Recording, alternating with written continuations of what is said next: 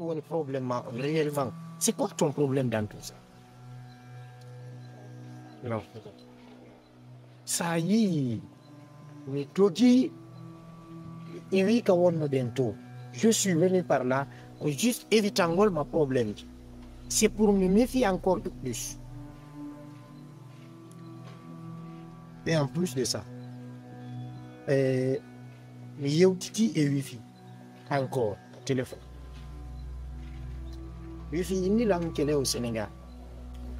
Donc, mais c'est quoi le problème dans tout ça? Mindo, fit tranquille.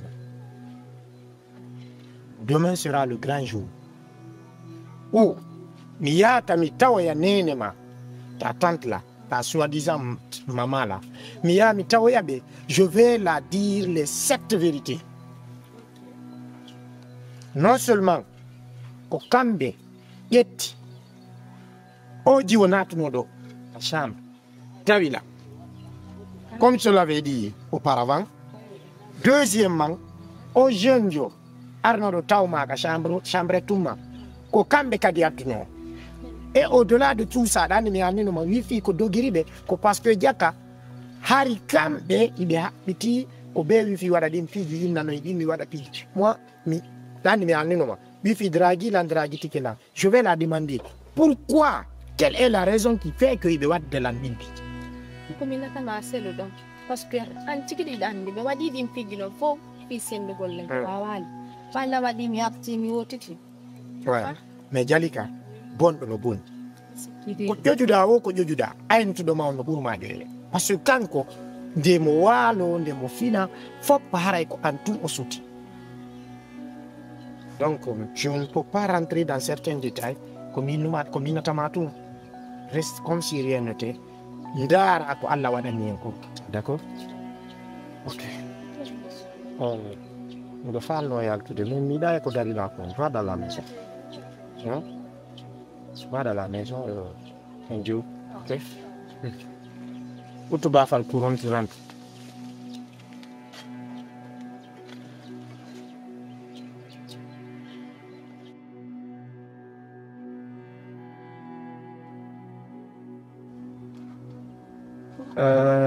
Neki, ko foog yow yoo ko ba di woon dafa ka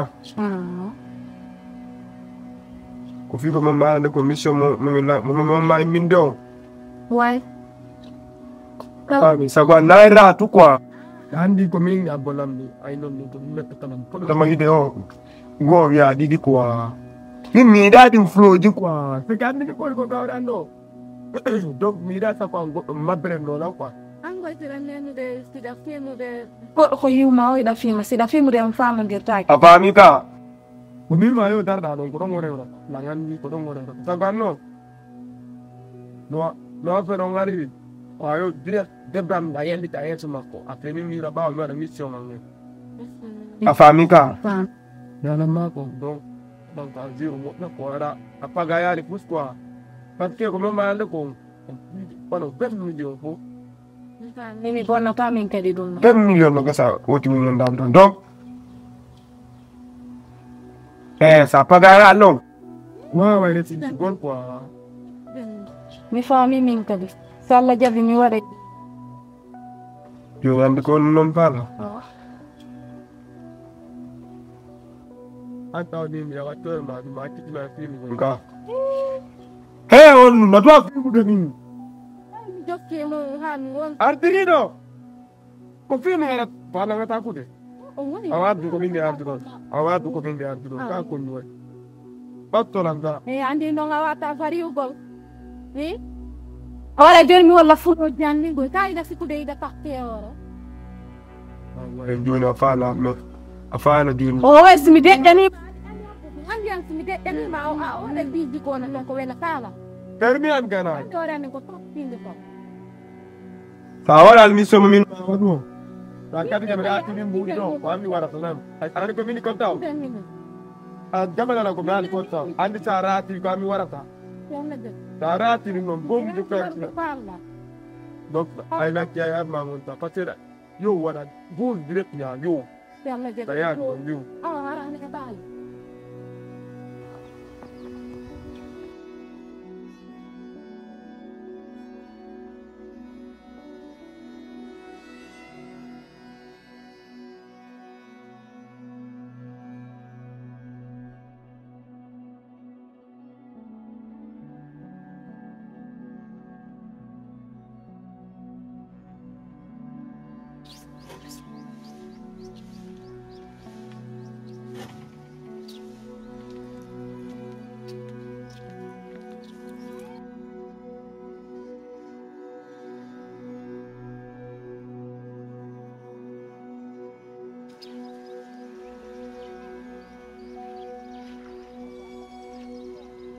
Andi te ma ko mi na to sere na re ko ma ti sande na mari invite be kasi. Okay, ma gitu ko.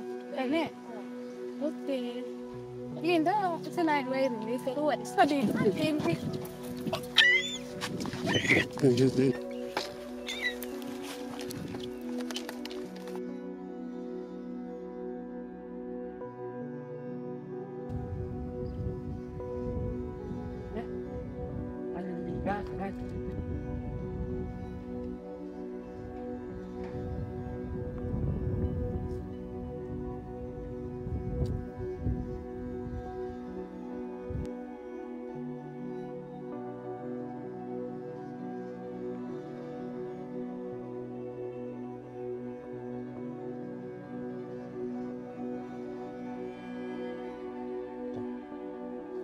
Quay lại tuần sau tuần.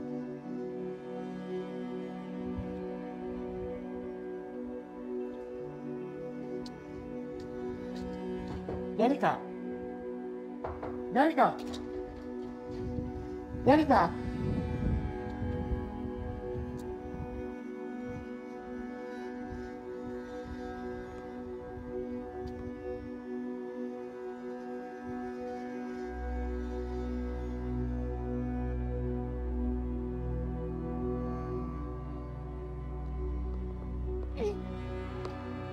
Ini numero lepas, Pak.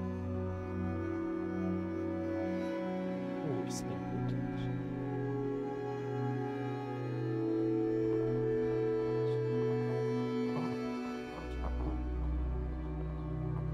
Jalika. Jalika.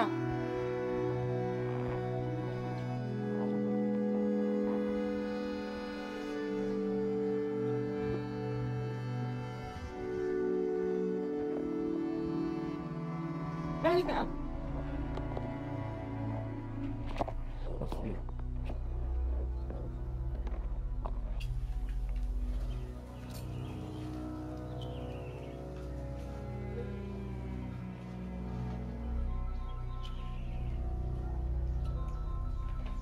Con soy sinceramente.